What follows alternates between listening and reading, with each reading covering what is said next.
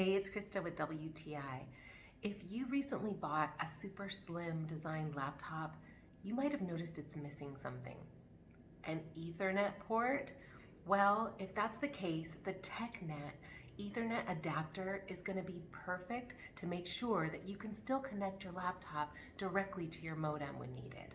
Ethernet cables are one of those things that you don't need them until you need them. And when you do need them to bump up your speed on your network, it's something that usually comes at a time that's critical. And you don't want to be without a solution. This TECKNET device has the perfect port plug that fits just perfectly with any of your standard Cat 6 or Cat 8 Ethernet cords. It plugs in the other end to the USB port on your device, and then you have not only this connection directly to your modem, but you also have 3 additional USB ports, so you're not missing one. You've actually added 2 to your device by using it. I was thinking about some of those perfect pairs: peanut butter and jelly, cream cheese and a bagel, Jack and Jill.